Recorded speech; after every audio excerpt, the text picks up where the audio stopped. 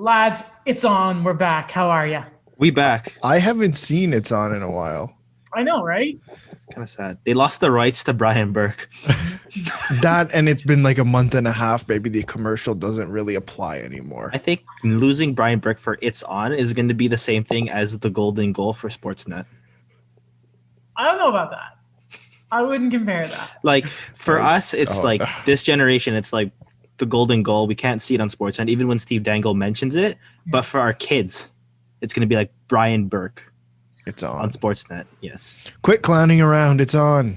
Quit clowning around. Let's get the podcast going, guys. Before we do get into that, though, some good news happened last week. I just want to really mention this.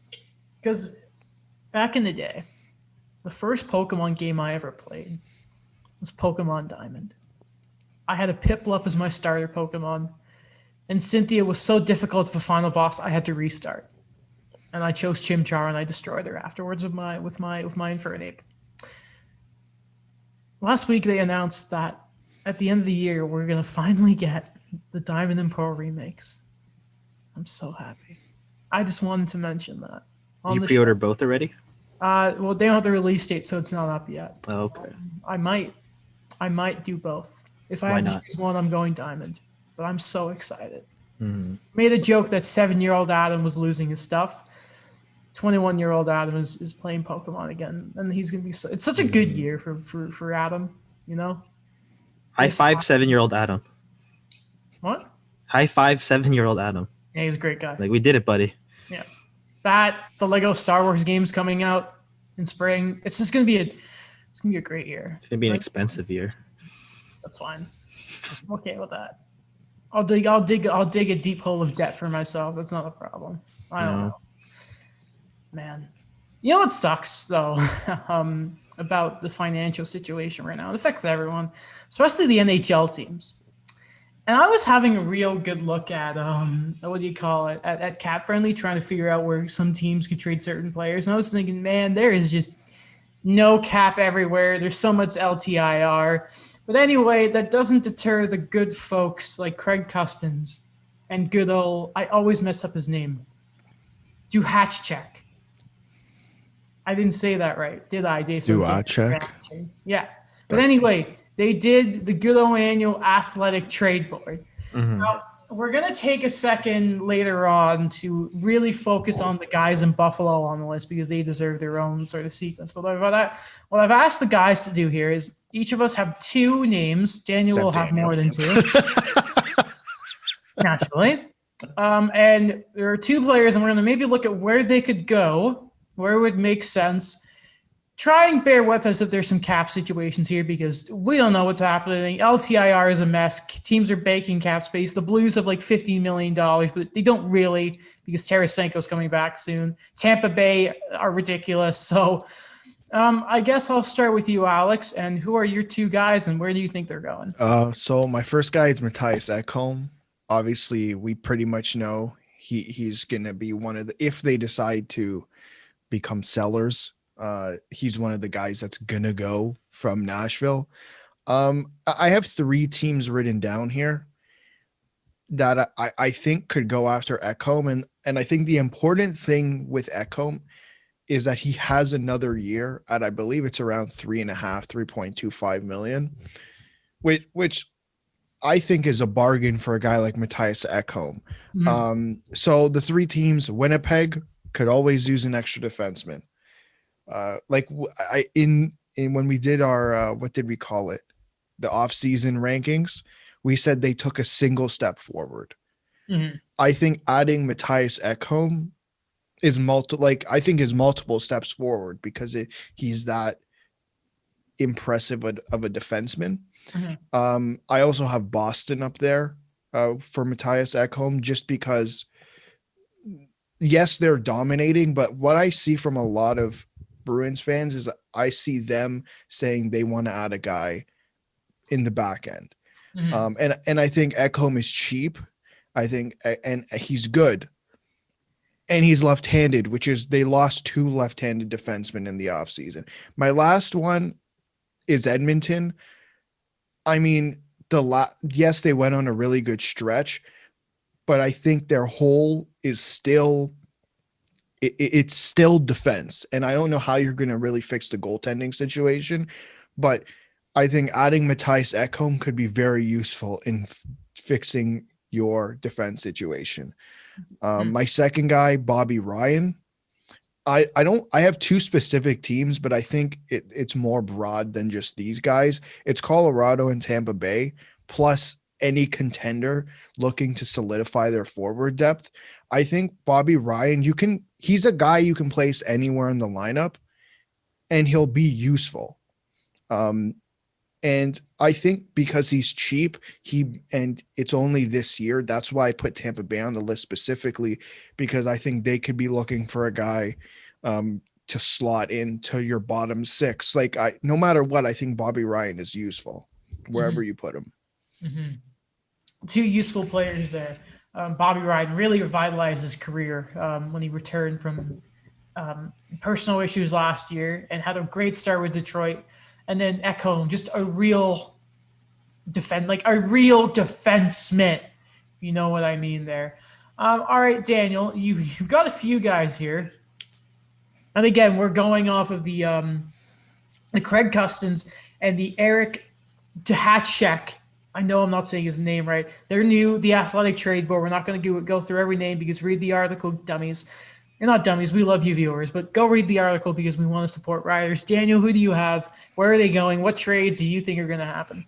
All right, so I have three guys, but I'll put two together because they kind of serve the same role. So that is Philip Forsberg and Mikael Granlund, and they're both going to be UFAs at the end of this year. They both play the left side. They've both had experience with playing center, and it's really the way Nashville is right now that it's just inconceivable to bring back everybody with the quality they've been having. It's the same issue with Mattias Ekholm. And, there's Mikael Granlund took a bit of a pay cut because he waited quite a bit to go back to Nashville. He was someone that I thought people would kind of take a chance on, but, he stayed there with Mike Hoffman for quite a bit on the open market. If I could kind of gauge where he's kind of going to go, it's definitely going to be a team that's going to think that, okay, we need the depth. And the two teams I think about are the St. Louis Blues, even though it's in the same division. And in a way, the Tampa Bay Lightning.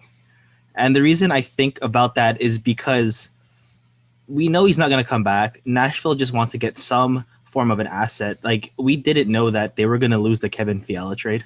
I really did not see that coming. And I think it's at a point now where they'll be willing to retain salary to get maybe a better asset out of it, or what they can kind of get, even though he could just walk away. The second thing with Philip Forsberg is I'm not really sure what a return would be. If you asked me maybe 2 years ago, I'd say like a really low first round pick and the prospect. But at this point, it's the same thing where I could see a team maybe giving a B prospect, like in a second, and maybe another low draft pick.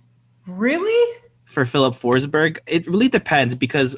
Wait, for Forsberg or for Granlund? For Forsberg, because I kind of see it this way where they're going to be in a bit of a bind, and the way his cap hit is it's not something that's going to be movable.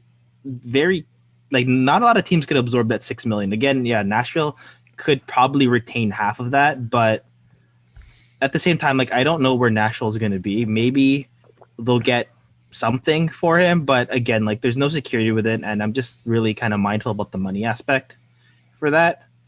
I guess my last guy is Dylan Strome, and it's because I've been such a huge fan for him. I've always wanted him to succeed. I wanted him to do so well, and then when he comes to Chicago, I'm like, finally we see the potential. Finally, he's becoming what he's supposed to be. And I know that there's a lot of hurdles right now that he's on concussion protocol and he's not in the lineup right now. This was an update 3 days ago by CBS Sports. But it's an interesting situation because he's getting $3 million this year, and that's not bad, but he's not performing the way that I think the Blackhawks expected him to be. That, in hindsight, I thought they absolutely robbed the Coyotes when they got Brandon Perlini and Dylan Strome for Nick Schmaltz. And now I'm seeing Strome going back to his old habits where he's a -5 right now. He has 8 points in 19 games. And I think this is exacerbated by the fact that, you don't have Jonathan Taves, you don't have Kirby Dach. This is a time for you as a center to make the most out of your situation, and you've let other young guys bypass you. You let Pius Sutter, who was signed in the offseason, I know he's a bit older, but he's made the most of the situation, and he's playing center. He's got like 7 goals, right? Yeah. Really well. By the way, if they get Taves back this year, because we don't know what's going on, and when they get Dach back, the way they're playing, like, Blackhawks could make no. I mean, their defense is terrible, but I mean, there's something like Patrick Kane. He's having a good season. Patrick Kane to bring Cats back, 11 goals, I think. Right. So I chose 2 guys for very specific reasons. So I got Dustin Brown, who is number 19 on the list and has had a revitalization, for the 3rd time in his career. He's got 2 more years left on his contract, so it's not all of a sudden an albatross anymore. Still, maybe a lot to take in, but if you're the Kings, if it's only 2 years, you can take it. You're not going to be paying anyone for the next few years. The Doughty, Anze Kopitar stuff will catch up for you, but I think you can afford to take Dustin Brown. He's a big body. Apparently, he's lost some weight, so you know what? There is a very, very obvious fit here I can see. Big power forward. Right winger. Come on down, the Boston Bruins. David Krejci, he's not the fleetest of foot, but, he's a great playmaker, a fantastic player. I don't think he's scored, unfortunately, yet this year. But I think in the way the Bruins play, I think they can make this work. I really like Dustin Brown. What he's remember who was the guy the Kings hired before McLennan, who revitalized Dustin Brown, but then he was gone after a season because the Kings were a joke. I can't remember his name, but you remember it, right? I think there's, even at 34, there's some value with Dustin Brown, right? I don't know if the Kings are going to want to move him, but he's on the list, and I think it's not going to be easy with this cap hit, but I still think there's value with Dustin Brown. Another guy I have. Is it Willie Desjardins? No, it wasn't Willie. John Stevens? John Stevens. There it is. Yes. Remember Willie Desjardins? Remember how much of a mess it was when he took over there? Because he kept doing dump and chase. I remember that. Yeah. God damn it. And my guy at number 10, I have Kyle Palmieri. And I was looking at the age of all of the New Jersey Devils players, and I think the only guys over 30 are him and Travis Zajac. And it's kind of, there's been a connection to be made. He's kind of like this year's Chris Kreider, that is he going to move? Is he going to re-sign? And it feels like every year around this time, it's what's going to happen with Kyle Palmieri? And a team that I like their top end talent, but I still think they need some more goal support, especially because I still don't trust their goaltending. And no offense, the only goalie on here I see of note is Chris Drieger, and the Panthers are going to be mad if they move him. I think that the Hurricanes should go get Kyle Palmieri. I think they have the assets for it. You could give up Jake Bean if you really wanted to, because you have plenty of defensemen. So I think you could definitely sweeten the deal and try and get Kyle Palmieri out of New Jersey. I think that would be a really, really good move. I guess that's interesting you brought up Jake Bean, by the way, because I remember reading past articles before about the Hurricanes, and they're going to be in a bit of a bind when it comes to the fantasy draft. Sorry, the expansion draft.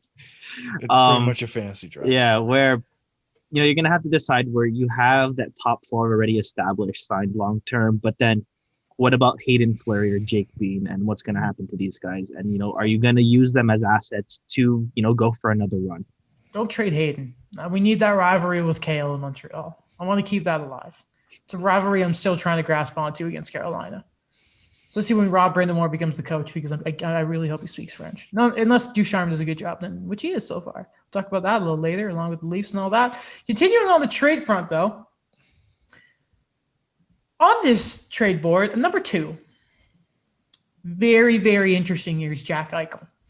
Now, we've been talking about Buffalo for a while now, and the question of him getting traded, it will probably, I would be, if I was a betting man, which I am not, I would put money on this move does not happen during the regular season. There's just too much in the way of that. And there's a quote in this article that the Athletics spoke to an executive for a team, and that executive said that if you had to make a guess, Eichel is probably going to be a Ranger. If you think back to the summer, remember that one random thread Bob McKenzie threw out? And he mentioned that there was connections and maybe there was a call between the Rangers and Buffalo about Jack Eichel. I wonder what that deal even looks like and just how badly you how badly you lose that trade. Because you don't win it. You don't win it. You can't win it. Buffalo, how many times have Buffalo done it? Like, they've taken their star guy or their big name and lost the trade. Like, it's difficult. And I think we've had this discussion before. Like, when a player wants out, you've already lost value. Yep. Look at the Ryan O'Reilly trade. Oh, yeah. You have nothing from that. Or it feels like you have nothing from that. Tage Thompson. Yeah, what is Tage Thompson? Big guy. You just look at the other side. Okay, pretty good on shootouts. Great. Yeah. That helps. Yeah, it's weird. It's just maybe I was a bit hopeful where they were going to be able to turn things around, that, you got Eric Stahl to kind of settle the locker room. You had other pieces coming that, maybe I just thought maybe if you get a guy like Eric Stahl to kind of settle, the locker room, settle Taylor Hall in a way that you figure something out. But then it's the same thing. Like, Jeff Skinner is a healthy scratch. That's another thing where the agent is getting involved, where it's like, hey, guy, like, what are you going to do? But, like, who is going to take Jeff Skinner at $9 million per year at this point? No. And nobody. And when you talk about the old trades, you talk about not being able to kind of keep guys in the lineup. Like, even if I go as far back as, like, Dom DeCash didn't want to stay there. They lost Jason Palmaville and Danny Briere in their prime when they were technically a contending team. They went to the conference finals in 2007, and then they just couldn't keep anybody. And then guys who were even loyal to the team, they traded Jason Palmaville. I know they got him back, but, they traded him when he was their captain because they wanted to get assets. And then what do you get out of it? You got Nikita Zadorov out of it. So it's just another, like, part of this where it's, you won with Jack Eichel. You were able to get him, and you're just they're wasting it again. That a lot of poor drafting. What's been a criticism for them too. Before, I remember, I cannot recall the author, but it was in The Athletic, where you really look at their draft history. That you hit on the second overall pick, but what do you get, like, from rounds 2 to 7? Who's not named Victor Olofsson? Not a whole lot. It's a very good point. Just something's not right. And I couldn't tell you what it is. And I think we were talking about this last night, Adam. You don't have a goal scorer like Jeff Skinner completely fall off the face of the earth in one off season. He is not a 40-goal guy, but he was always 20-30 skates like the wind in his Carolina days. And then you bring in Taylor Hall, who, him in the last year with Arizona and New Jersey, not the greatest year, but he won the MVP. Like, he's won an MVP. It's not like you've taken a player who's okay. You've taken a guy who won how many years ago? 2 or 3 years ago. And he has 1 goal. Yeah. Or 2. I think it's 1. So what's going on? Question. Is Taylor Hall a Columbus Blue Jacket at the end of the year? They're going to do that again? They're going to try to go for it? They have the cap space. If Jarmo Kekalainen's doing that again, I wouldn't be surprised. And I wouldn't be surprised if he tried to lock him up long-term too. Who do you think it goes this time? Because I know that they gave up the 19th overall pick, and then it ended up becoming Lassie Thompson. But I don't know, would you think they would be willing to do that again? You think he's worth? Do you think if they were open to trading Taylor Hall, a team would be willing to give up a first round pick for Taylor Hall based on his performance the last half season? Since winning the MVP? Yeah. No, he's not going to get it. Unless, like, Tampa or Colorado, or, like, I don't see the fit with Colorado anymore. I think if you get him at best he's playing like the third line, and then he just disrupted. Like, is he gonna? I think he's just gonna disrupt what's like not saying he's a bad guy, but like, I think he's gonna disrupt what's already going so well for them. I think if you're doing a Columbus deal, you trade one of the goalies because they apparently have like this European guy too who's just been in the wings, and there was the Corpusalo rumors. And if you're Buffalo, it's like, yeah, you have Allmark, who's good, but he's hurt. And then it's like, what is Carter Hutton? Not good. He had one good year in St. Louis. We all remember it. We still don't know what's up with Ukko-Pekka Luukkonen, and there's this other young goalie. But at the same time, goalies are a juggling act at this point, and we don't know. AKA, look at Jordan Binnington. What is he? We don't know. He's a fighter. I don't know. No, you make a good point with Columbus. I don't know if now's the right time for them to do that deal because they seem to be in a bit of a rut lately. But they can't score, but everything else is okay. I mean, which Taylor Hall would fix that solution if he was actually playing like Taylor Hall. But unfortunately, he's not.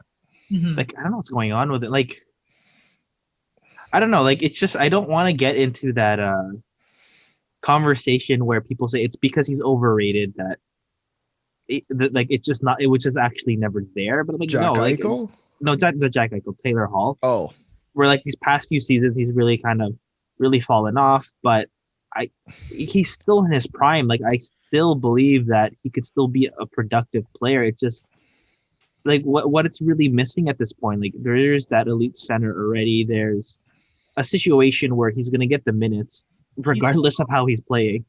He's not a 90-point player. No. Like, same as Skinner. He had the one career year, but if you look at the history of Taylor Hall, the player on Hockey DB, he's a 60-point guy, maybe get you 20 if he's getting really good at 30 goals. I mean, I don't know, maybe he could be 90 points if he played with Connor McDavid, but then it's just, when you think of his style of play, and he's the type of guy that just loves to carry the puck. Well, I don't know, if I'm the type of guy, if you love to carry the puck, well, then start shooting, scoring it. I see he's making plays, but at the same time, well, if you're that level of player, if you're $8 million, you need to do it all. That's what I think. Yeah. I don't know what Taylor Hall is. It's weird. It's funny. Like, it's gonna be a funny example because it's not in real life, but like what I've seen in the NHL games too is like you'll get 1 year of a Taylor Hall at like 90 points, and the next year he puts up like 50. Yes. Not saying it's the biggest indicator, but it's just like the NHL games know something we don't. Does Casey Middlestat grow in the game? Do you put him in the right situation? Yeah. No, you put him at the age of 19 as the second line center. Yeah, instead of sending him to school, right? Is that how they brought him up too early? You wanted to say something about Casey Middlestat, Daniel. I did, and it's the same thing with the Dylan Strome situation where it's been a few years already. Not saying he's an old guy, but it just, you have to kind of have an understanding now of what do you have in this guy? What do you have in Casey Middlestat? Because he's a skilled guy. He absolutely dominated in the World Juniors. He played university hockey, and the problem is with that skill is he can't play in the bottom six. But at the same time, like, you have Jack Eichel, you have Eric Stahl, you have Dylan Cousins, who I think has jumped over him, dunked over him on the depth chart. That what are you going to be able to do with this guy now? Where it's just a thing now. It's like you can't send him back down, and you can't exactly say like, all right, we're going to give you more responsibility, because you really haven't shown that you've been able to kind of run with that when we've given you that role. Why does Dylan Cousins have to fight, by the way? Why is he fighting? Stop it. Yeah, I don't know. Shouldn't have to. I know UConn strength and all, but stop it. But I think what Daniel said stems another relatable question. Then what the hell is his trade value? The reclamation project, young centerman.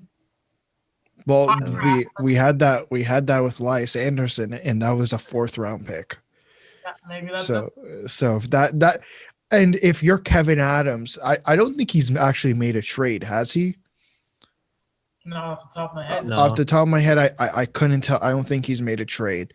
Imagine your first trade as an NHL general manager for the Buffalo Sabres is trading Casey Middlestat for a pick, and not a top pick, right? Or he has to trade Jack Eichel, which also looks likely. Yeah.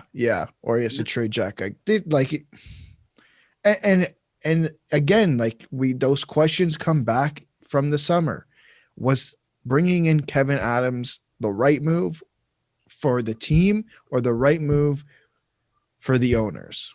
Cap Friendly has Kevin Adams. He's made 2 trades, basically moving picks around. He actually moved up to actually select John Jason Peterka. Okay. That's pretty good. Yeah, and he made the Eric Stahl deal, sending. Yes. Not bad. Not bad. Fun fact about that. I didn't know that until I did some research. Kevin Adams and Eric Stahl won the cup together with Carolina. Really? Yeah, I didn't know that. Oh, because he was a player, wasn't he? Yeah. Yes. And then looking at like his signings and that, yeah, it's around there. It's like, you're Taylor Hall, but like apparently Kevin Adams doing his thing. All right, not terrible. I mean, we'll see. Again, yeah, that's bad. Taylor Hall, 1 goal. I'll tell you who else only has 1 goal. Jake Virtanen. And for some reason, we didn't talk about it last episode because you weren't on here, Daniel. What does a Virtanen Denton Heinen deal do for anyone? It gets 2 guys out of situations where they've struggled severely. Because Danton Heinen had that, 1.5 good years with the Bruins, and he looked like a good, solid, goal scorer. And then he gets traded for Nick Ritchie, who I think that trade's burned Anaheim. They traded Nick Ritchie way too early. And Sorry, say that again. It was just a little difficult to hear you. They got burned with trading Nick Ritchie for Danton Heinen because Nick Ritchie has really embraced that role. Like he's become what the Bruins thought they were getting with David Backes, who ironically is also on Anaheim. Yeah. And when they tried to kind of get something for Heinen to help with that top 6, it just hasn't worked out either. And he's getting surpassed like crazy on the depth chart. Like he is playing like 4th line minutes. He was a healthy scratch. I don't know if he has a future with Anaheim, and it's just going to be a swap of 2 guys that are struggling in both their current teams. And Jake Virtanen is kind of like the Ducks, the brand type of guy where you lose a guy like Nick Ritchie to bring in some skill, then it didn't work. So let's get back a guy that we know is going to fit the system. So for those of you who are not aware, there seems to be these on-again, off-again talks between the Canucks trading Jake Virtanen to the Ducks for Danton Heinen. It's been reported it's broken off a couple of times. There's some salary stuff, but we all know that doesn't mean the trade is off. Famously, that 3-way trade that saw Matt Duchene going to Ottawa a few years ago, earlier in the week of that trade coming out, it apparently had fallen through. I remember the reports about it from Friedman. I just like, if you're the Canucks, this is the move, Alex. This is the move. No, it's really weird because at this point, for me, it feels like Jake Virtanen is turning into a reclamation project for a team.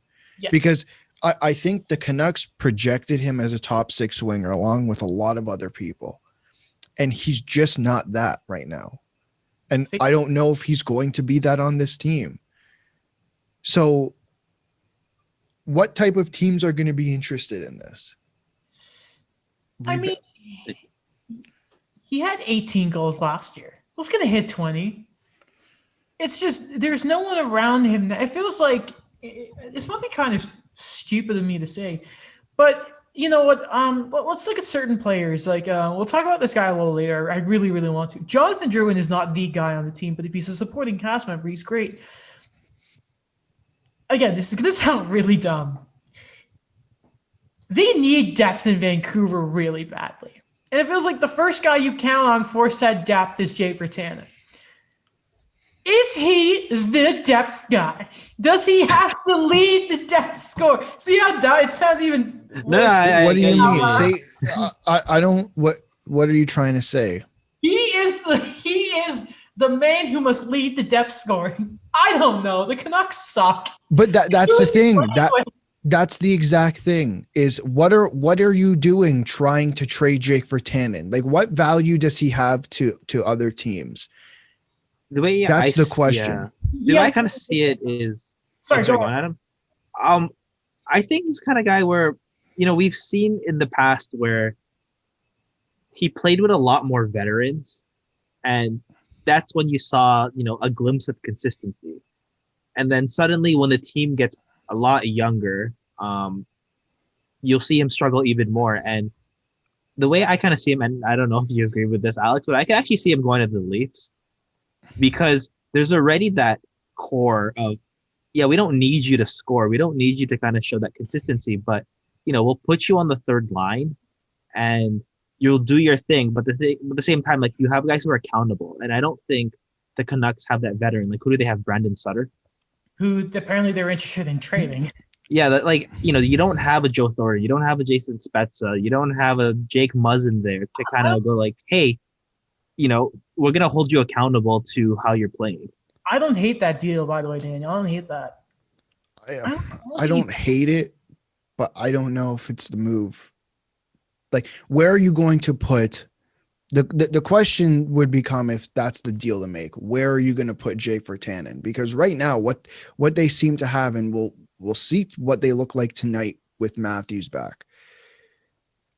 But I'm very fond of the third line. They've been playing the last couple of games in Hyman, McCabe, and Engvall. Like, the only thing I'd say is, hey, if you can go get a third line center that's better than Pierre Engvall, but where are you going to put Jake Virtanen? That's my question. And what are you giving up for him? Mm-hmm. Jimmy Vesey. I mean, at this point, Jimmy Vesey has the same value as Danton Heinen. Like, I don't know about you guys, but to me, it feels like Vancouver is trying to recoup assets for a not so great prospect.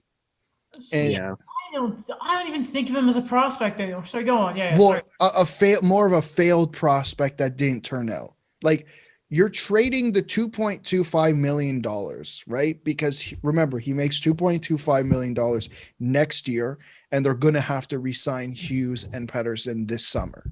Yeah. And Demko, by the way. That's not where the crappy money is.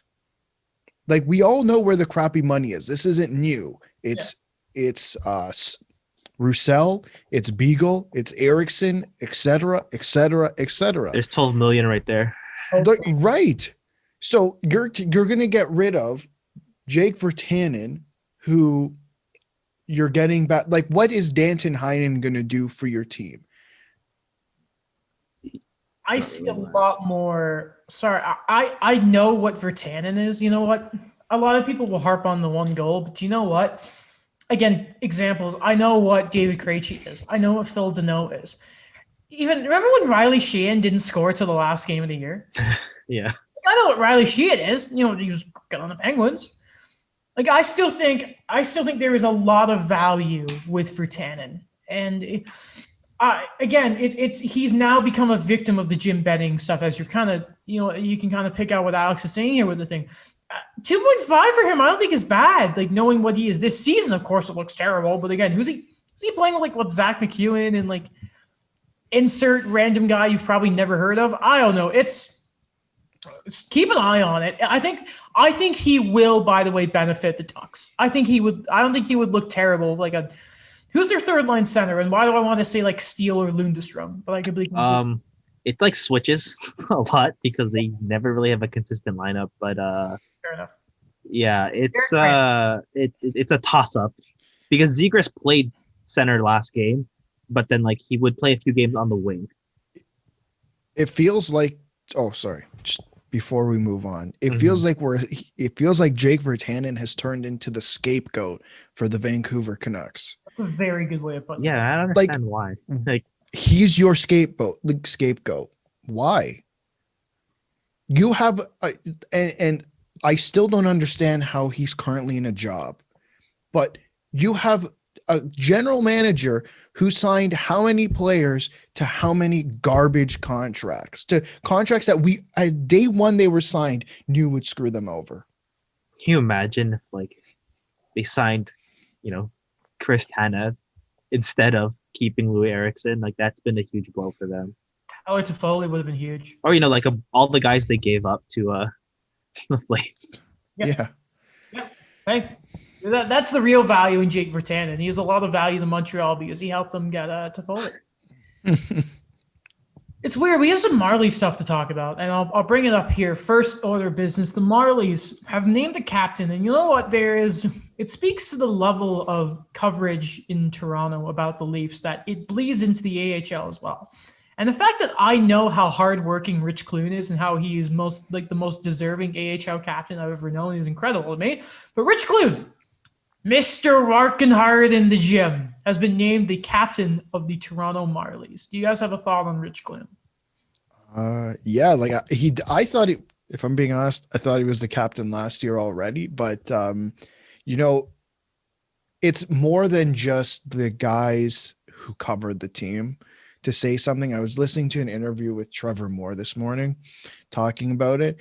And like he spent years with the Marlies and he was there during their Calder Cup run. And even he was saying like, this guy deserves to be captain. And I think he's not the best player.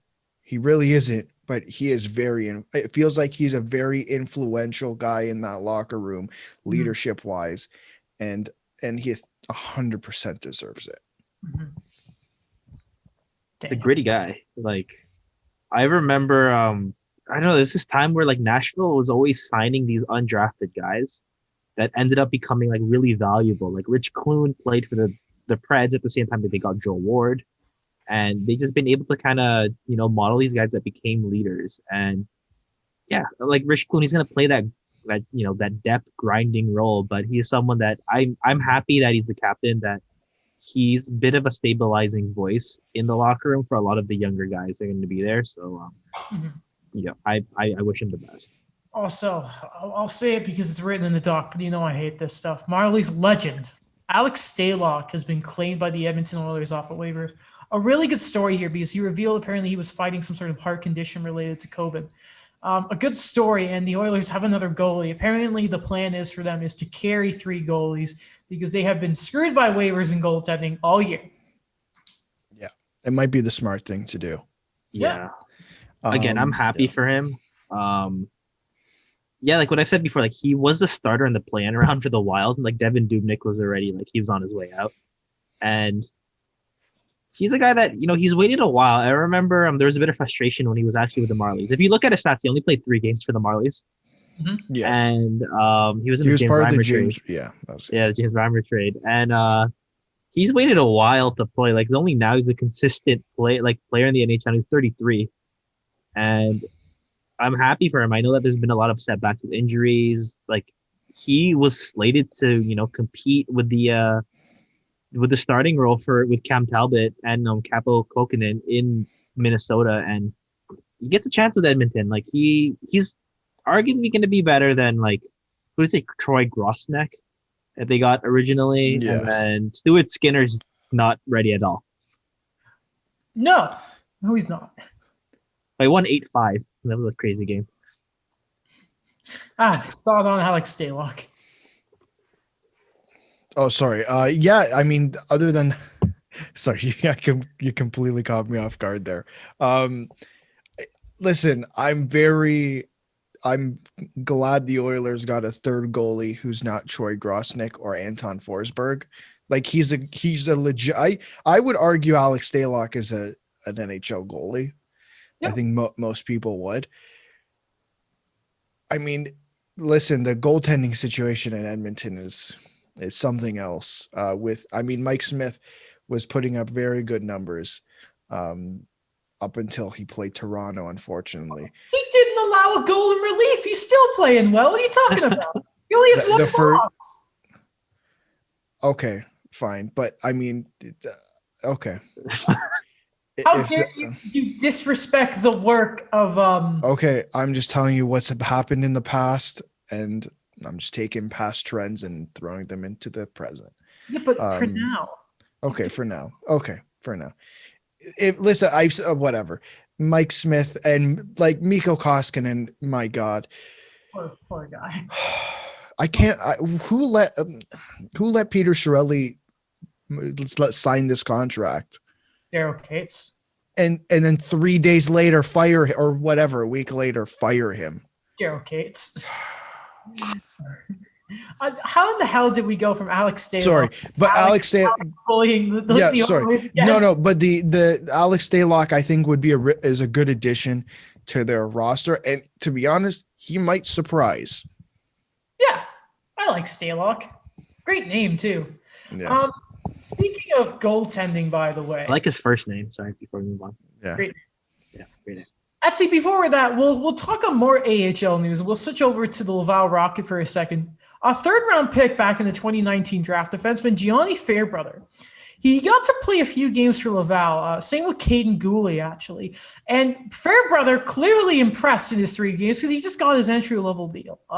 Really good for the kid. And Everett Silvertip, so, the same organization that Noah Juleson came from. One of you guys also have something about the North Vancouver, BC. Why did I say BC? We all know where Vancouver is. I thought Isn't it south? Yeah, exactly. Yeah, okay. I don't know. Why would you put North Vancouver? That's so weird. Anyway, you guys. You say North Toronto? No. Yeah, no one says yo, I'm from. What's north of Toronto? I don't even remember. North of Toronto, York region. Aurora? I'm from. I wasn't going to go as far as Aurora, but that's fine. Otherwise, I would have said Brampton. It's like 40 minutes Thunder from me. Bay. I'm from Nunavut. North of Ontario? North Canada. Anyway, north of Ontario. Who cares about Vancouver? Sorry, Canucks. You're a bad hockey team. Gianni Fairbrother. Mm-hmm. Is that how you say his first name? I said it 3 ways in my head.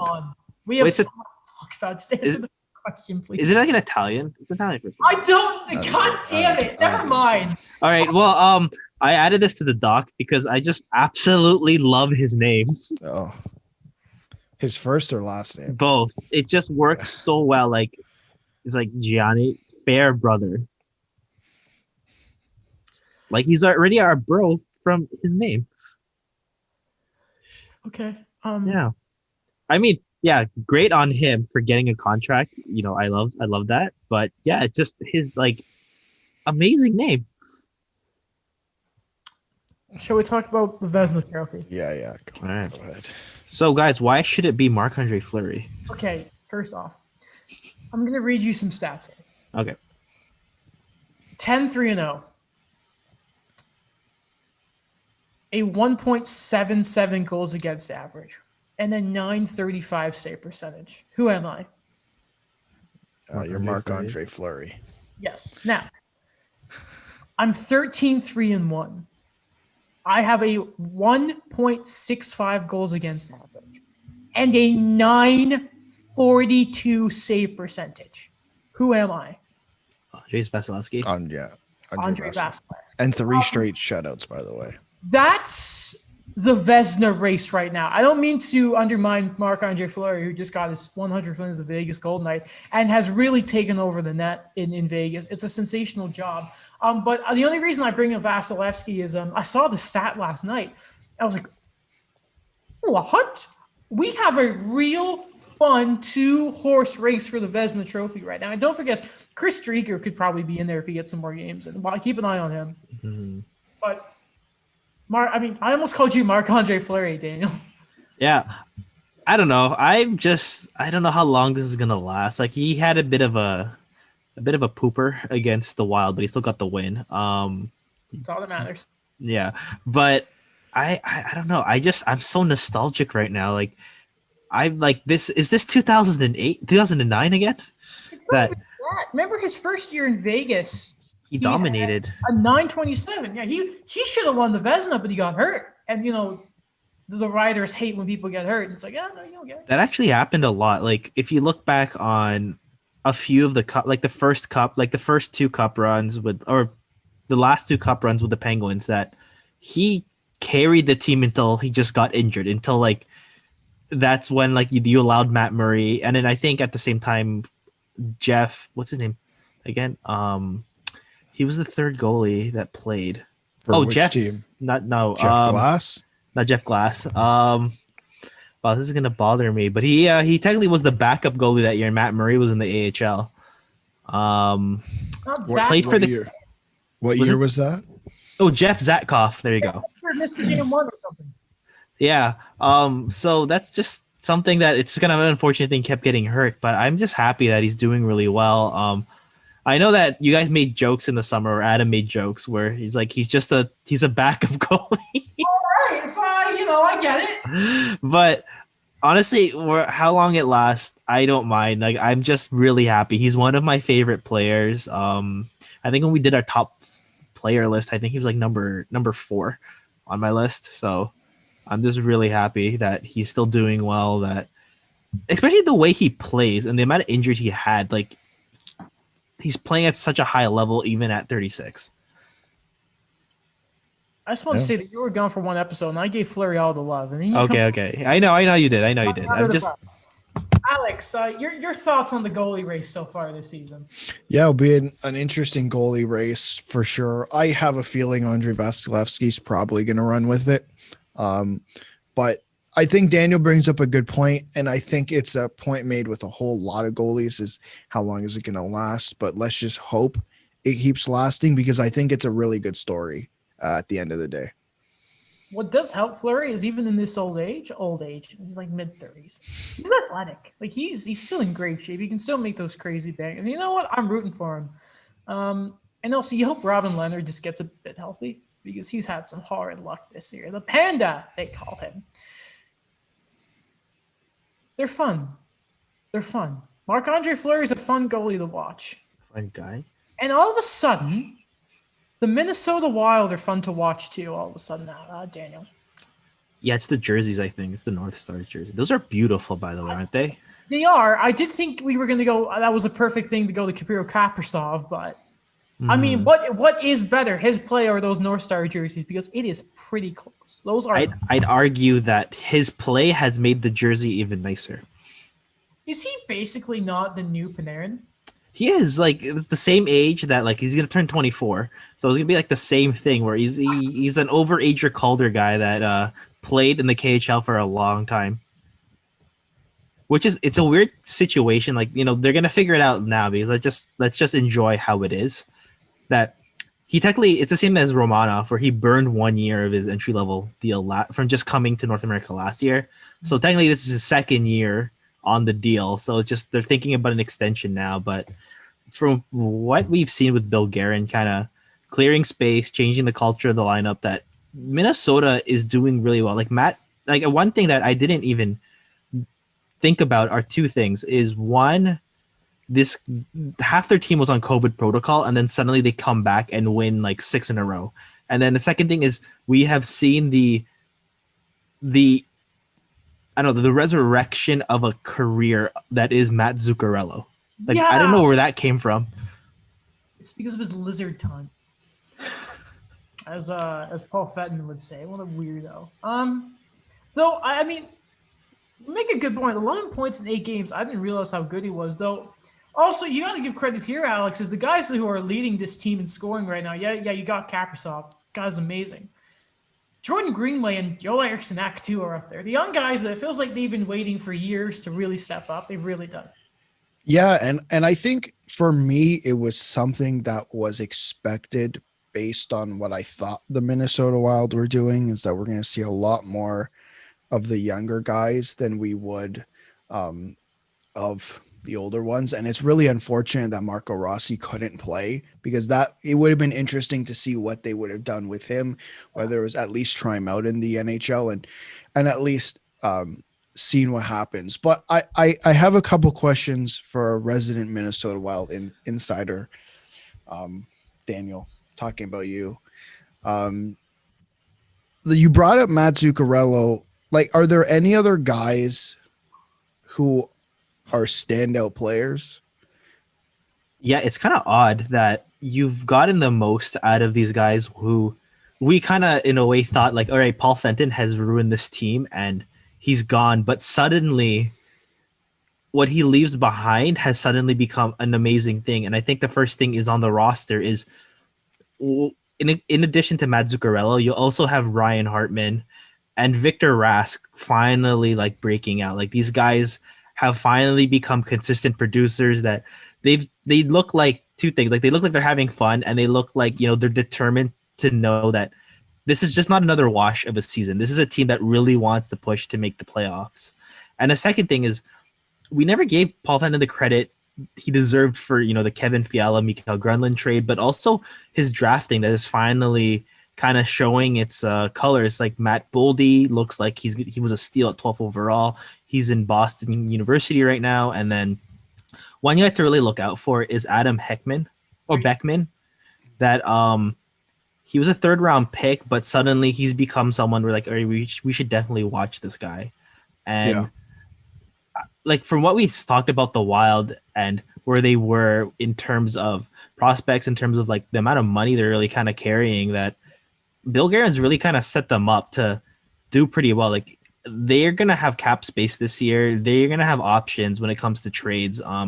If they do trade Matt Dumba, that's going to be a bit of a depth issue, but I think it's something that they've set themselves up pretty well moving forward. I know Parise and Suter are still going to be there, and they're going to have to pay the young guys eventually, but honestly, like the whole Zach Parise thing, like what I wrote about and what's been going on lately, like he still might get traded. We don't know that. Yeah. You brought something up there, and I have a question for both of you, actually.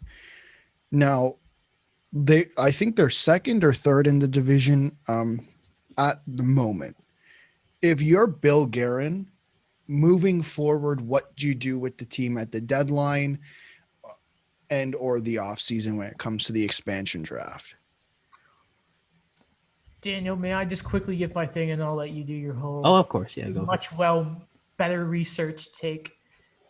I stay the course, and I keep Dumba, and I let him get claimed, because I think you ruined such a good thing. And he's been so. What did he just break Koivu's overtime game-winning thing? Mm-hmm. Simple as that. But I'm sure Daniel will give a much better explanation of these great guys here. But that's what I would do. Yeah, there's a lot of options there, because like I think that we all kind of expected one of like the veteran guys to really struggle to say like, all right, you know, you're like we know you're a good guy, but we're gonna have to ask you to waive your no trade clause. Mm-hmm. And again, it's just kind of weird to me to say like it might be Zach Parise, that they're gonna ask him like, hey man, like we know that you were nearly traded last year and things got awkward, and you're a valued guy in the community, but we know you still want to win. And he's expressed that many times. We know you still have that like yearning. Like he mentioned in an interview last year, is like, yeah, you know, I never realized when I was the captain of the Devils that, like, he said that, you know, this is verbatim, that how hard it would be to go back to the Stanley Cup Finals. That he didn't realize, like, he was 26, 27 at that time where he captained the Devils, and now he's 36. And I think that might be the option they're going to go with. I think that Dumba is a bit more of a controllable asset, that he's a guy that really they sorely need on defense, because in their system they don't have, well, they have like this guy named like Philip Johansson, but he's not even signed to an entry-level deal yet, so they're still figuring out what he's going to do with that, because his draft rights expire this season, but he hasn't come to North America yet. Kind of sad. He's 24th overall, so I don't know what they're gonna do with that last year. And yeah, I think it's just gonna go down to Parise actually does get traded, but if it's revisited with the Islanders, maybe it'll happen, because you know Andrew Ladd's that centerpiece that they really want to get rid of, but you know it's a year after last year, so maybe there's a bit more incentive now that you know the deal's not as long as they wanted last, like the season before. Mm-hmm. Right. Nashville are not getting any luck whatsoever. They had a big like press release where they talked about some of the injuries that they're facing, including Ryan Ellis is now out 4 to 6 weeks with an upper body injury. Luke Kunin, Daniel's favorite player, out 2 to 4 weeks with a lower body injury, and Ryan Johansson has been placed on the COVID protocol list. By the way, so was Crosby. What we mentioned. Yeah, that was crazy. They still won. Did you see sorry, before we move on, did you see the Carter Hart goal he let in? Like when it became 5-2? I hope Carrie is giving him a call and saying, like, yeah, I get it. It happens. I went through it. I'm Philly may throw stuff at you, but you know what? Quebec's bad. I know how you're feeling. Poor Carter Hart. But we don't need to spend much time on this, but it's just the poor Nashville. Poor Nashville. And I'll admit I was wrong. I had them making the playoffs. I'm dumb. You're not dumb.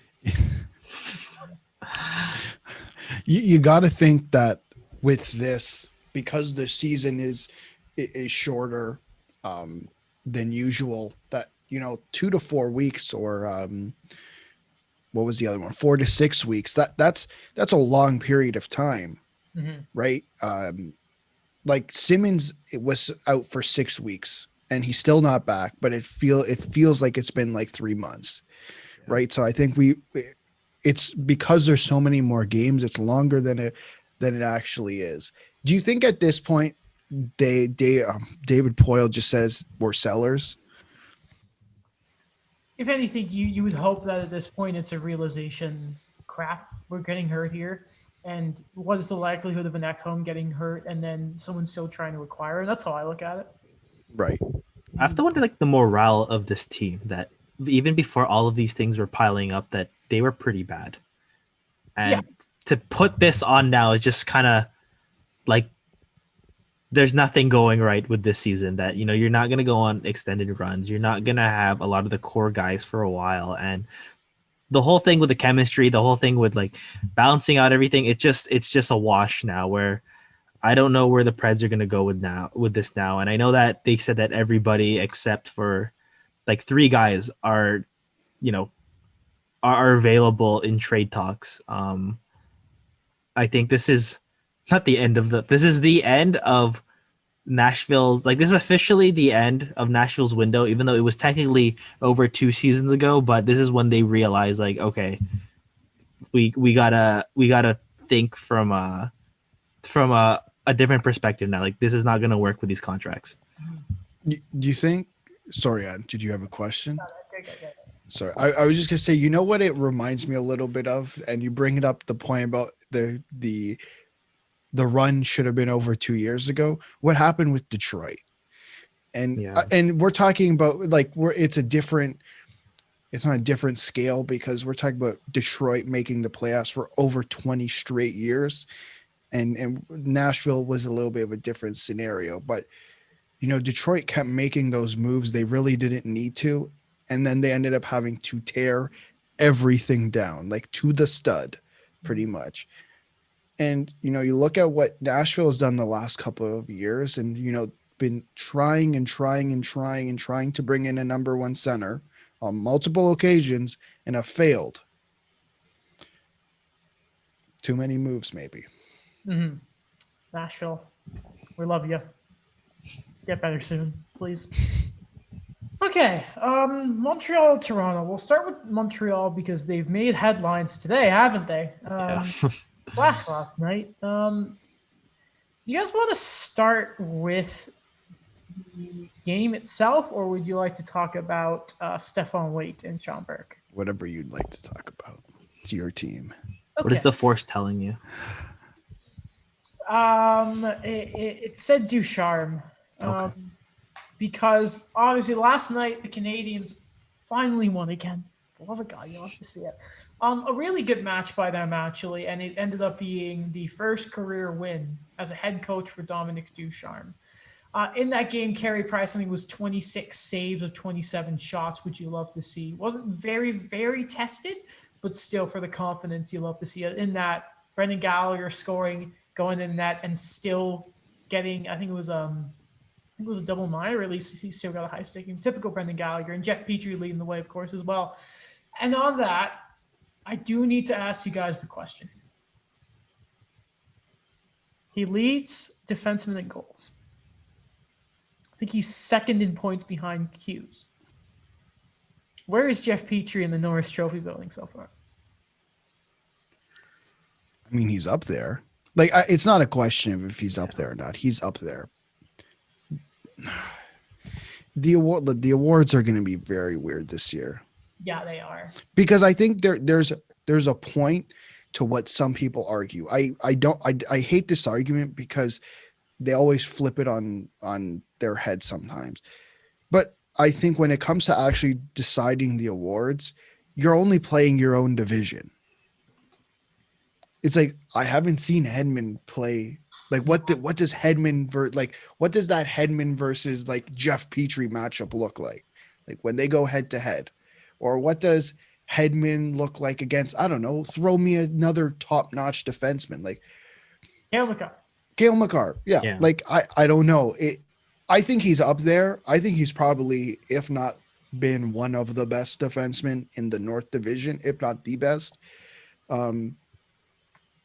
It's just going to be tough. Like this, when we do we're going to do it. I already know when we get to the award nominations and shows, it's going to be very difficult. We're getting very close to the halfway point. I know. It is crazy. It felt like it just started. Yeah. Daniel, do you have a thought on Jeff? I think, he should be in the top 5 in terms of consideration for now, but it is a weird season, but he's been very consistent. He's been a guy where the way I see Montreal is like when I think that they've had a bit of those struggles, he's one of those guys you look to where he's a bit of a stabilizing force. Like things are going to be all right because you have Jeff Petrie in the back end. That I think that to have that kind of confidence in a player really does establish that he is worthy of a Norris Trophy consideration. Also, Joel Edmondson probably had the best game as a Hab last night. He was really, really good, especially when he's drilling shots and what's his name? And Austin Watson has to soak him. You love to see it. Should have been a penalty on that hit by Jonathan Drouin. And that's another guy I want to get your guys' thoughts on. I don't know what it is. He was the first one to go get the puck for Dominic Ducharme, by the way. And then he was out there. It was 20 minutes after practice it ended, and he was bag skating himself. And I don't know what it is, but something has woken up in Jonathan Drouin. And I am in love with it. I don't know what it is. But did you see a moose head go by as you thought about that? Probably. Moose head drew around his back. Yeah, because Ducharme coached him in the Halifax. Yeah. Back in the days of playing with like Ehlers and McKinnon, and again, I think. Don't forget Zach Fucale. No. Okay. Don't do that parts too, and he had like 50 wins, but the save percentage was like 905. Yeah. World Junior. Did he even win the World Juniors? Yeah, he won the second year, not the because he was the starting goalie for that stacked 2015 team with like Domi, David, Frederick Gauthier. Yeah, but anyway, like this is it feels like we're finally starting to see the true Jonathan Drouin play, guys. Yeah, and I mean, it took a while, but I'm glad we're at this point because I feel like the last.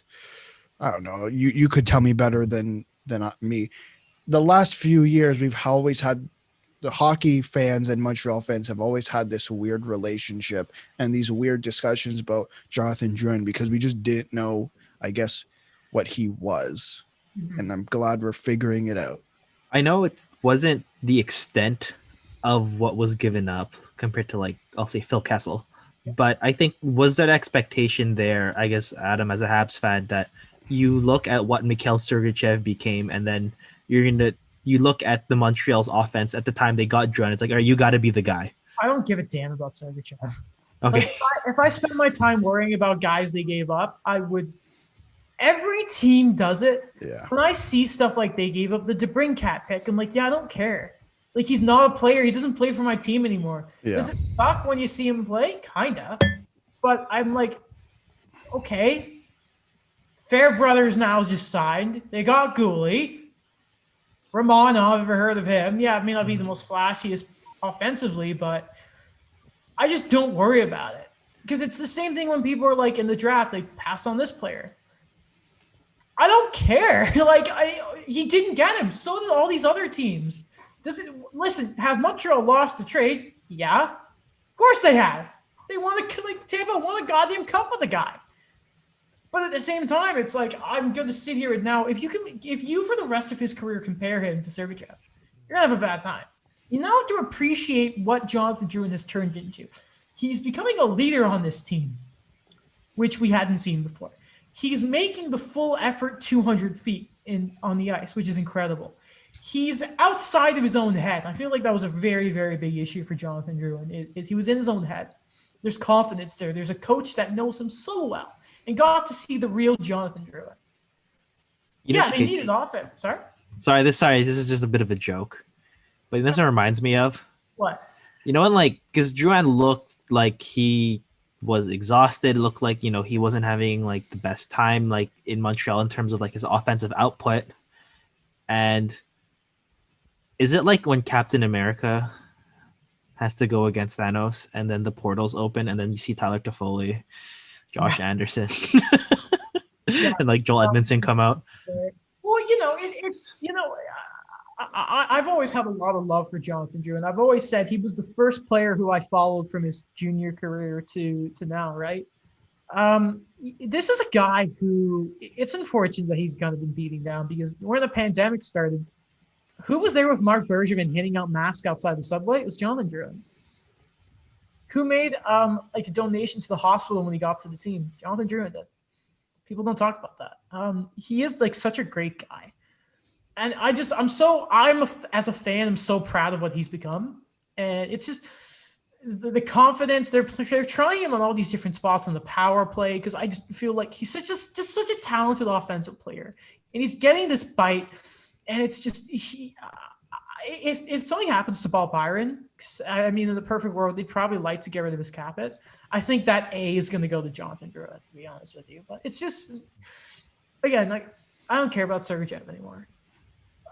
Again, if you worry about every player who your team didn't draft or trade away, listen, this is a team that got rid of Ryan McDonough before he played a single game. Again, that's two big parts of Tampa Bay they helped. I'm not worried about it. Why would I? I get that. I feel that with Shea Theodore. You see how I have a full head of hair? I enjoy being calm and having this hair. If I stress out, I'm gonna look like Sebastian Vettel, having to have that crappy Homer Simpson haircut. I'm gonna look like. Don't do that to him. No, that's so mean. Remember when Ryan Getzlav had hair? I don't know. No. Don't I remember. I love when Cabby Richards has the video with him and he's got the wig. You ever seen that? No. Oh no, there's a thing on the Ducks. There's these old videos of Cabby Richards and the Ducks, and they love giving him. It's really, really funny. I like Mark Giordano. He actually has a full head of hair, but he just it's like me, just shaves it down all the way. I don't know. I can't imagine Giordano with an actual good set of hair. Oh, neither can I. You could see the line because his hairline is still there. Oh yeah, no, yeah, you can definitely tell. I mean, hey, it doesn't look terrible with it. Yeah. Anything on the game last night you guys want to mention before we go to the big news of Stephon Waite?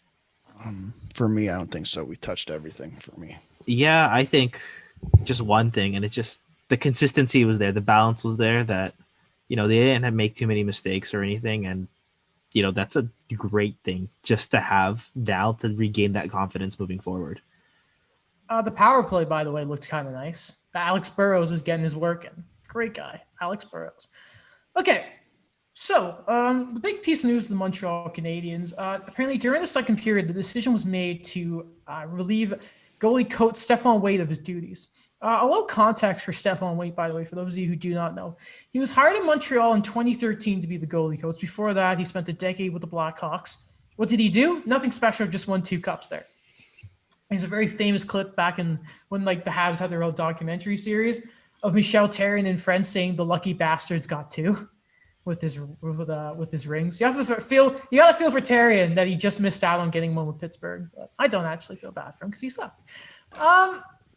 And what's really, really funny, now Carey Price was a good goalie before 2013. You have to look at his hockey DB page and you realize that. But he got about 920 in that, his third year.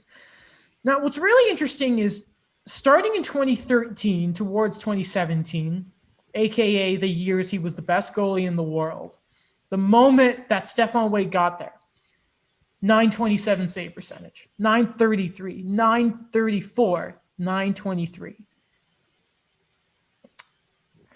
So I believe ignoring training staff, because like Pierre Gervais and that have been there forever, right? Like you don't fire your like why would you get rid of your equipment staff? That's just, you don't do that.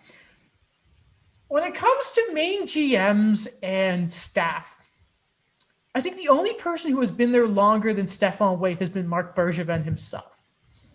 So by the way, if there's a last, and it's been confirmed there will be no more personnel changes, because you may have heard Julian got fired last week. If we're talking about a last bullet, I think this is Bergevin's last within his own team bullet. He can make his trades in that, but there's also, I can't help but think there's also an emotional sort of thing here.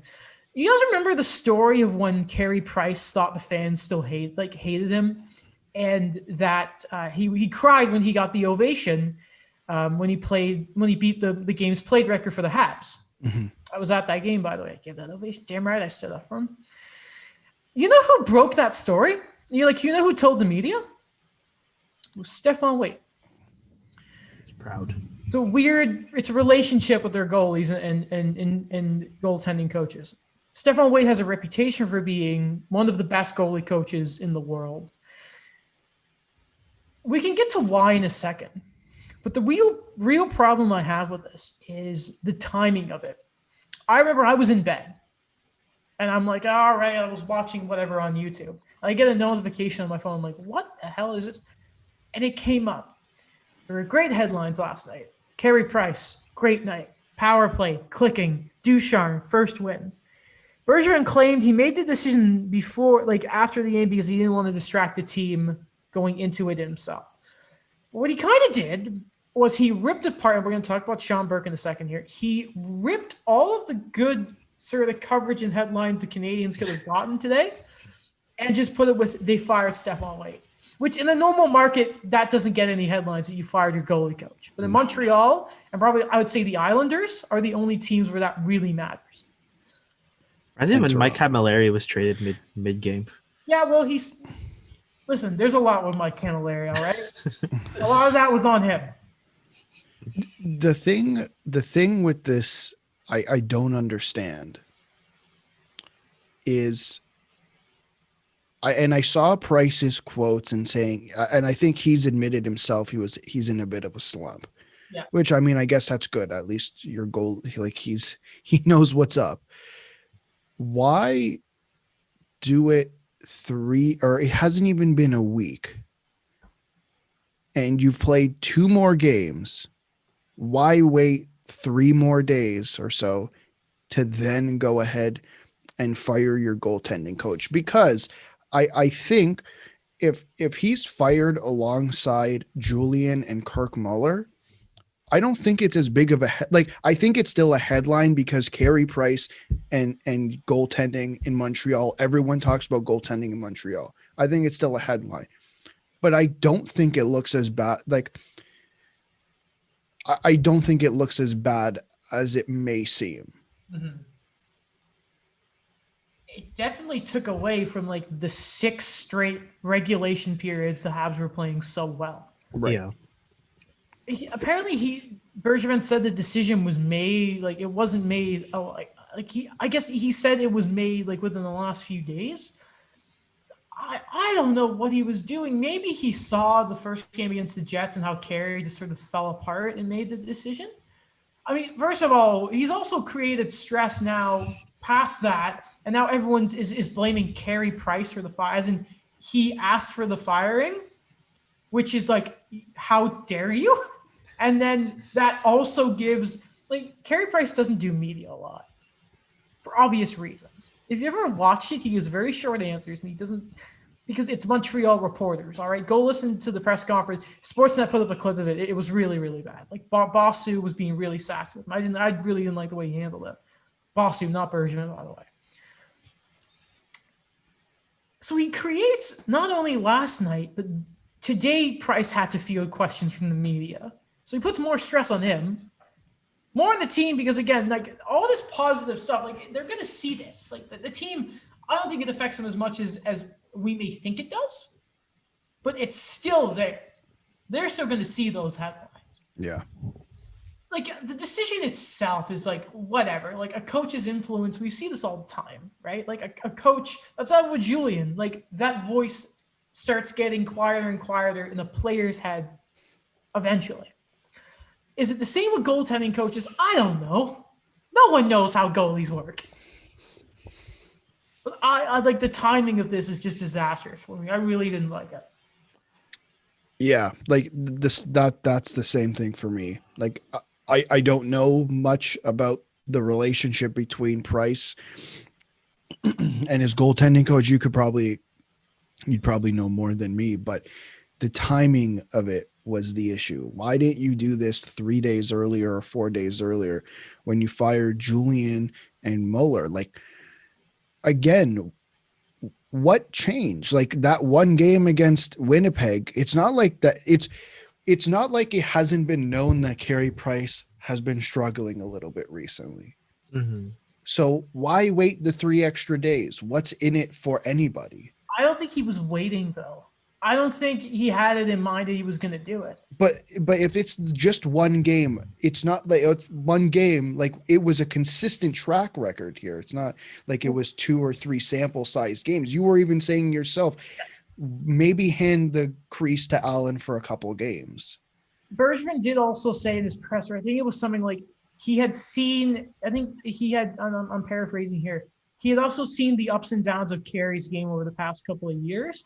But then you also got to wonder, why not make the decision sooner? It's fascinating.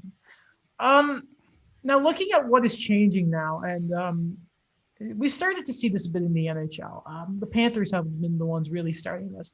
A goaltending department. Now, Sean Burke, who has been a scout for the Habs, and we've been kind of letting him go do his like Hockey Canada stuff. I think he's been involved with the Spangler Cup. Former NHL goalie, was a goalie coach in Arizona for some important times. Like turned around Mike Smith's career, helped Devin Dubnyk. Like I think it was like 2 seasons after his stint in Arizona is when Dubnyk was a finalist for the Vezina. Your Carey one. And Sean Burke will be the new goaltending coach as well as the director of goaltending. Now, it was a long time ago, but there is some personal stuff around Sean Burke that I am not a fan of. Maybe all his hockey stuff indicates this is a good hire. That he's helped these goalies, and the whole point of this really is Mark Bergevin trying to get his best out of Carey Price. That's how that is his number one job, right? There is something in my gut that just, again, the paper side of this makes sense, but in my gut, I don't like Sean Burke. As a person, I don't like what he's done in the past. And there isn't a ton to research about the guy, but there's stuff there where I'm just like, I don't like you. I really don't. But your guys' thoughts on Montreal starting a goaltending department, as well as the hiring of Sean Burke as well. The Hockey Canada guy, interviewed in Seattle, all this kind of stuff. I guess I can go first. I mean, they're kind of just following the trend in terms of creating a goaltending department.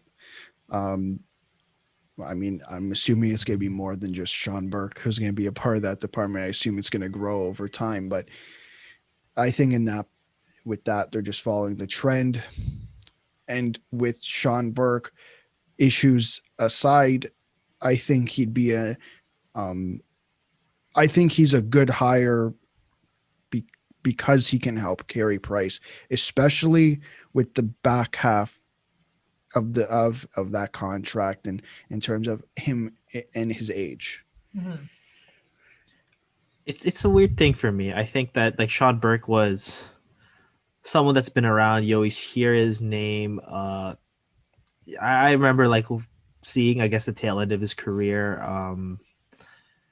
It is definitely weird that they kind of go with this where, you give someone like Dominic Ducharme a chance. Finally, like he's a guy that, he's an up and coming guy that he is going to get this chance now as an interim coach. But then it's like you already had this established thing. You didn't want to ride it through. And then you get someone like Sean Burke to kind of fit, like, not like necessarily the old boys club kind of thing, but just kind of like, let's get this name and let's put it there. But it's so odd because how do you know it's going to fit? How do you know that, it's going to be the same relationship you're going to have that Carey Price really had with Stephon Waite? How are you going to be able to foster this trust? And we're already, halfway through the season. Did you really want to tinker with that as much as you did already, especially with what they did behind the bench? Yeah. By the way, thank you to Stephon Waite, because you helped, like, honestly, one of the best couple of years of goaltending I've ever seen. Really, like, seriously, I cannot, as a Habs fan, like, express my gratitude more to that guy. And he's going to get scooped up really quickly. Really, really quickly. Looking to tonight, though, the Toronto Maple Leafs are in action, where they take on the Oilers at 8 p.m., I believe, right? Yes, unfortunately. I got to wait an extra hour to watch hockey. Before we get there, Yeah. I want you guys to talk about Dakota Joshua. Sure. It's kind of nuts. I believe he was a 5th round pick for the Toronto Maple Leafs. Is that correct, Daniel? Fourth round pick. Yeah. I honestly, I couldn't tell you what draft it was. 2014. So that would have been... That was the Nylander draft. I don't know who was running that draft, but I don't know much about Dakota Joshua except he was traded for future considerations, which obviously turned into nothing, to the St. Louis Blues. So. Yeah, I don't know. I think, you already know with me, I have this obsession with these Leaf guys that, they just never played for the team, and they were traded before they ever sometimes even signed their entry-level deal. He was a university guy. I know that he played all 4 years there, and the Leafs kind of realized he wasn't going to sign with the team, so that's why they traded him. But I think his story is more to do with the fact that despite all of those like road bumps, he made it to the NHL as a 24-year-old rookie this year, and he scored in his first game. Oh, that's good. Against the Ducks, but he still scored in his first game. I believe, and I've said that in the doc, that he might be the next Carter Verhaeghe. This depth guy that's just so consistent that has been able to kind of, find his role wherever he goes. Verhaeghe, by the way, Barkov is going to make him a very rich man. Oh, He's playing the first line. I can't believe it. Shout out Real Christopoulos for updating me on Twitter about that every night. Yep. Anyway, though, looking to the Leafs, I think that you, Alex, need to say something about Michael Hutchinson, who... I give Michael Hutchinson credit. Yep, That's what I'm going to say. I mean, I know there's other people who wouldn't give Michael Hutchinson credit. You can go on Instagram. This is big. So I won't say his name. He's been on the show before. Won't say his name, though. Won't give Michael Hutchinson credit. Refuses to. But I am not him. I'm giving Michael Hutchinson credit. I believe he had 30 saves last night. First star of the game, and he had a shutout. I think it wasn't last night. I think like night before. Is the love reignited, Alex? Sorry. Yeah, 2 nights ago. The love, we're getting there. Getting there? I'm still not comfortable with him as my full-time backup. Mm-hmm. But as my third string goalie, I'm very comfortable with him. But he did deserve credit. Like, I mean, I'd say the Leafs the last couple games have had quite a good defensive. They've been quite good defensively, but Michael Hutchinson did have to come up with some very nice saves on a specific number 97. And no, it's not Joe Thornton. It's something I kind of think about ever since Will Baldwin was on the show. What? Where I think about Michael Hutchinson going back and forth, the amount of equipment he's had to buy, and then Aaron Dell, who bought a complete set for the Leafs and never played for them. I just want to point out, if you look at his last 5 NHL games, his save percentage is .944. Look at that. Are you going to scroll up, or I saw you scroll down there for a second? Go to his AHL games, another 4 games. AHL games? Okay, can we scroll up a little bit more? Just keep scrolling. Oh, okay. Okay, that's okay. That's fine. Close! No! And speaking of, as the notes suggest, I have to ask, how much more time does Why? I don't know. actually have? I don't know. Well, I feel bad for him the way he got hit. Yeah. Like I feel bad. I felt bad for that. Okay, I was like, he's just trying. It's going to to be in the lineup, and then that happens to him. I just have a feeling it's going to be a little spicy tonight. Oh yeah. But to talk about Jimmy VC for a second, I don't know why he's not like. I'd rather play like there's a list of players I'd rather play over Jimmy VC even on the fourth line, even on the penalty kill. Like I'd rather play Nick Patan. With no offense to Nick Patan, but he is a bottom pairing depth guy for this team. I just rather him play over Jimmy VC. Like I'd rather play Nick Robertson. I'd rather play Kenny Agostino. Like let's just throw someone else out there. I don't know what, or Alex Barabanov. Alex Galchenyuk. Yeah, sure. Alex Galchenyuk as well. Like Keefe, and I don't know why he's like this with Jimmy VC, but with every other guy, he was very willing to bring them in and out of the lineup with no issue. And I don't know if he's trying to find the right combination for the team. And maybe he thinks this is the best combination, but I don't think Jimmy VC is being very useful. He's kind of invisible. You know what? I've definitely noticed more of the Leafs watching these, like doing the viewing parties with you and Mike, Alex. Yeah.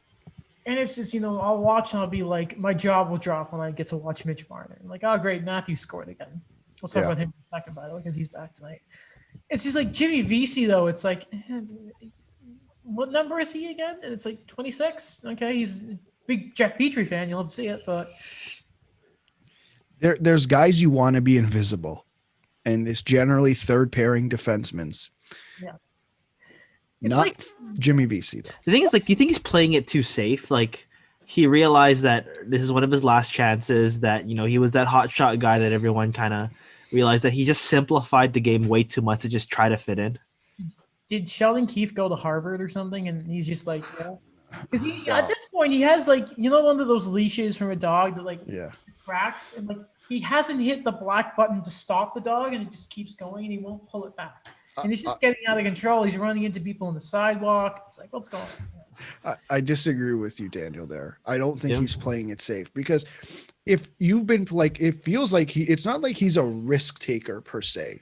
Yeah. Even in the first few games, it's not like he hasn't worked really anywhere. Like he didn't work next to JT. He didn't really work on the third line, and he's not working great on the fourth line. Like, let's try something new here. And I don't think he's playing it safe. If anything, he should be a little more risky. Like, I don't know if he has the skill or not. And maybe that's where my analysis on his game is lacking, because I mean, based on all the hype, he should have the skill, somewhat of a skill to say, hey, I'm going to take a risk when I'm on the fourth line to do something. And he should be able to do it, because his skills should be better than the guys on the fourth line. So, like, I don't know. It's weird to me, because he's not an old guy, right? No. And he was decent his first year with the Rangers. And then I just don't know what happened after that.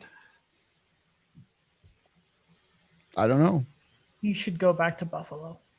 Like, I really actually am still baffled by his game, because it was there. You know what I mean? It wasn't like I already knew, like, this always happens with NCAA guys. Like, you think of Justin Schultz, you think of Christian Hansen, or like, you think of Casey Bailey. And I knew that, I was going to have tempered expectations when there was that build up to like who's going to sign him. But I just didn't think it was going to be like a drop off, because he did live up to it in a way for his first few years with the Rangers. And then it's just, I don't know what tapered off. Hype. Everyone thinking they can take advantage of Buffalo, or, succeed where Buffalo failed to get him. It's just funny. They traded a third for his negotiating rights. He didn't sign with them. And then they traded another third to get him at like the deadline. Oh, Buffalo, they suck. By the way, their owners are why they're bad, by the way. All right. News that Leafs fans have sort of been waiting to hear, and this probably brings so much joy to the world. Austin Matthews and Freddie Anderson are back. Yeah, it's listen, Freddie, I think a lot of people are more excited to see Matthews back. I feel like there's no goaltending controversy. I really think every time we have the discussion, 943, man, 943. you want to have a discussion about goaltending, we can. Like someone already asked me about this before. I was talking to someone a couple of days ago, and they said, someone was saying, the Leafs could do this. I go, if they do that, that's stupid. Like, they weren't talking about Michael Hutchinson. They were talking about Jack Campbell. I said, no, like that doesn't make sense. Frederik Andersen is the better goalie. But I'm very excited to see what Austin Matthews looks like. Because he's clearly in the best shape of his life. So but he hasn't scored a goal in a while. So I bet he's itching to score. What's it? 20 shooting percentage.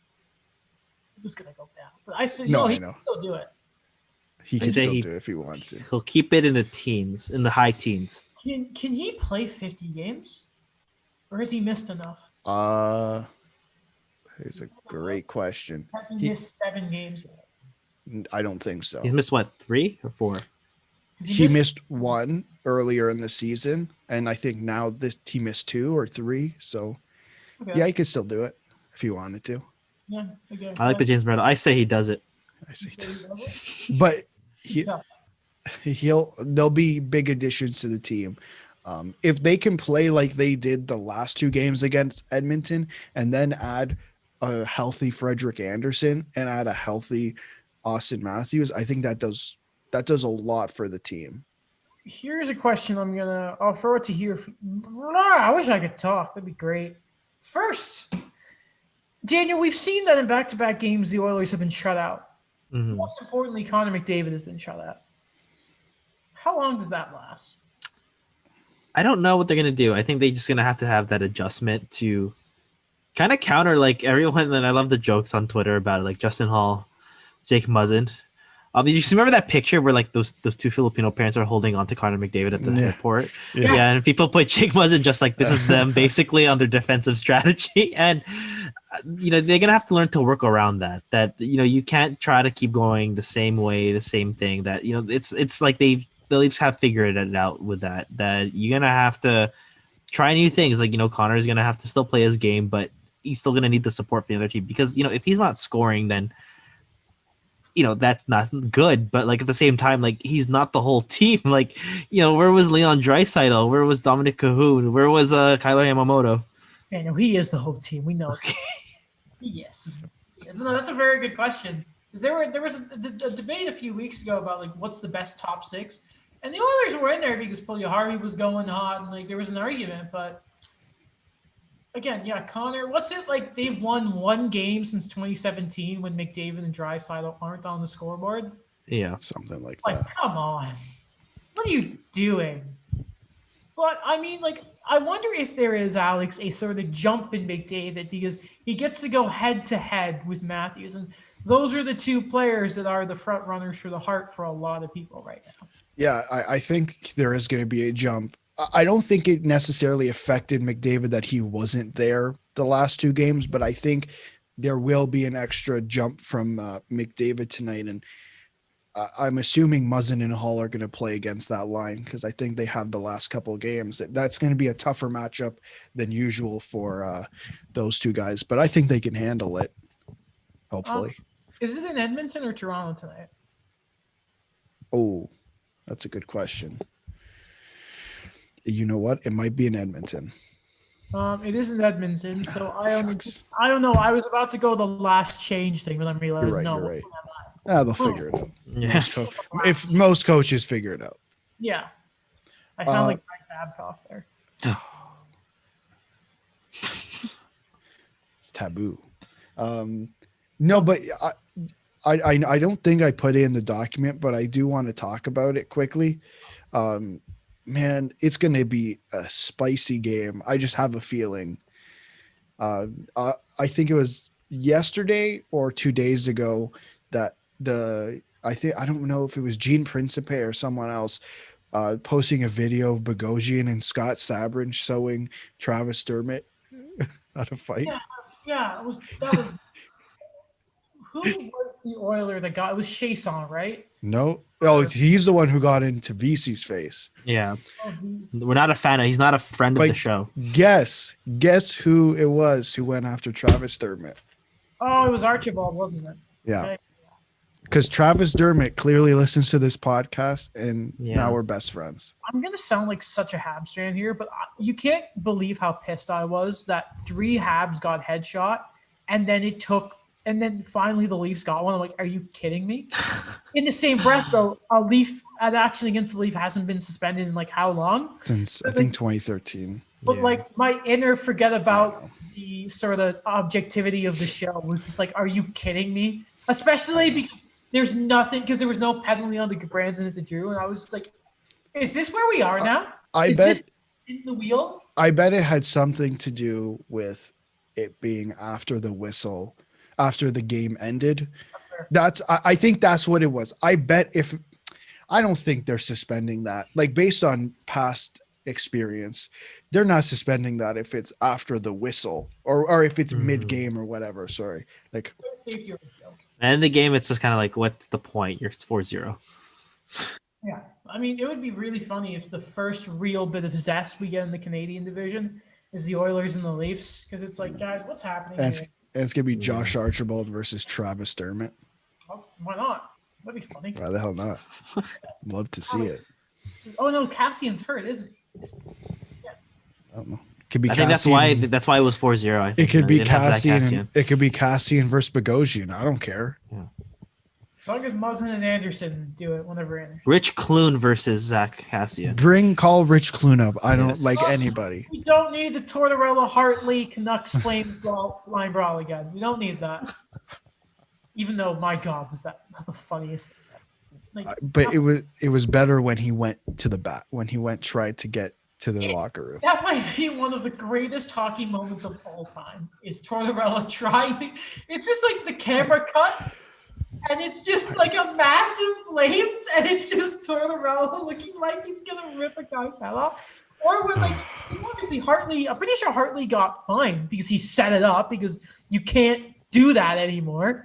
Like, imagine Tortorella's the one obviously he kind of went mad and tried to attack Hartley afterwards. It's like the thing of him going over the bench and just trying to give it to him, and Hartley takes like 5 minutes. Like, and there's a reason Bob Hartley's in like Russia now, because he's not a great coach. The Flames have had such bad, like Hartley, like the team gave up on Glenn Gulletson. What is Jeff Ward? Lucci's defended him because that means so much. Bill It'd be Peters. defended Yeah. Brady Tkachuk, Matthew Tkachuk, but no, let's go for the coach who lost you your series against Dallas. Okay, is that everything? Are we good? Yes. I just like that end part there. Yeah, because Lucci's just such a joke. I Like, gotta watch that video again. The fight, John Tortorella. the SDP guys made such a good point, by the way, of like Lucic knows how this works. He defended Marchand for years. And it's like, yeah, Tkachuk, no, we don't want him starting. Dude, that's his game. Imagine telling Brendan Gallagher not to go to the front of the net. What are you doing? Yeah. What are you doing? Yeah. All right, well, that's it. Thank you for watching or listening or anything like that. If you enjoyed the show, you can always check out the YouTube to get a video portion of it. That's great. See our faces, see my tie. I'm just going to wear it every episode, even though I'm wearing it for the hoodie. Why not? Check out Daniel's hat, Alex's jersey, finally up. Check out Alex's blog, my YouTube channel. Check out my new video on Stefan Waite. Check out Daniel's stuff for the Eye Opener, as well as his stuff for the Hockey Riders. All the Minnesota content is fabulous stuff, especially the Eric Stahl article. You got to go read that. Thank you, The Voice Says, always, for being a fantastic platform for the show. Follow the show on Instagram, Twitter, all that stuff, as well as us on our own social medias. Why not? Check out, if you're on podcasts, at 5 stars, Spotify, all that kind of stuff. Leave a review, and we will see you Sunday. Today is Wednesday. Yes. Bye. Bye.